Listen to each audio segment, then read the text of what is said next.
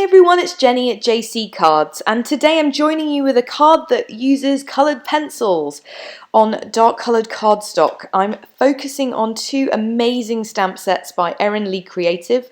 I'm on her design team and I couldn't wait to play with the new release when I got it. This is one of the stamps from the new release. It's called Hummingbird Love. Came out, I think it was about a month ago. And this one is from a prior release. It's called Incredible India. It is one of my favourites by Erin Lee. And I wanted to combine them. So you'll see these hummingbirds overlay some of these patterns in the Incredible India set perfectly. So I'm going to be doing that today. I'm using navy cardstock. I'm a huge fan of bright embossing on dark cardstock, and I wanted to try a bit of coloured pencils and throwing those into the mix as well with this awesome hummingbird image. So first off, I've taken a panel. This is navy cardstock from cutcardstock.com, and I've trimmed it down to an A2 size panel. I've placed it in my MISTI, and I'm heat embossing with Wow Embossing ink this circular stamp from the Incredible India set. And this is probably one of the most versatile stamps I've got in my whole stash. You can put it behind images, you can stamp it multiple times on its own on a background. It looks unbelievable heat embossed. You can do it lightly stamped and it blends in and makes a great background. It's just, I love it. You can also use it to make a shaker, which I've done before. Anyway, this time I'm going to heat emboss it in gold pale embossing powder from Wow. I've used a powder tool on the card just to make sure I don't get flecks sticking where I don't want them, because they will really show up on this dark cardstock. And then I'm just going to heat it up, melt it and set it to one side. Now I've got another panel of navy cardstock. It doesn't have to be A2 size, but that's what was left over when I trimmed my cardstock down. And I'm going to be stamping this hummingbird image in white pigment ink. And I'm going to be doing some, I guess, no line pencil colouring. But I need to be able to see what I'm doing, so I'm using white pigment ink. This is the way I find it easiest to do this. I'm using my Faber Castells. I love these pencils, and these are the colours I'm using. I'll link them in the description box below if you're interested, but I've got the Big Mama 120 pencils box, which I saved my pennies up for. And then I'm adding a little bit of metallic pencil colouring in as well. I'm using these Derwent metallic pencils in bronze and gold. So I've zoomed in here, and what I'm first doing is laying down that lightest blue just gently over the edges of the wings, going in with the second lightest and then the darkest just in the edges.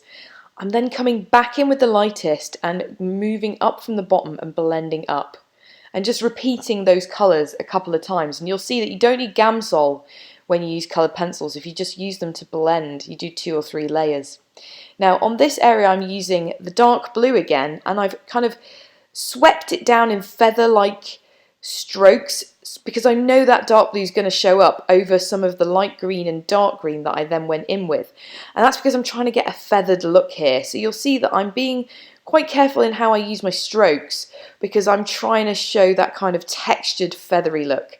I've then used the metallics on the hummingbird's throat, just a couple of layers there, and then I'm using some orange and yellow for the beak.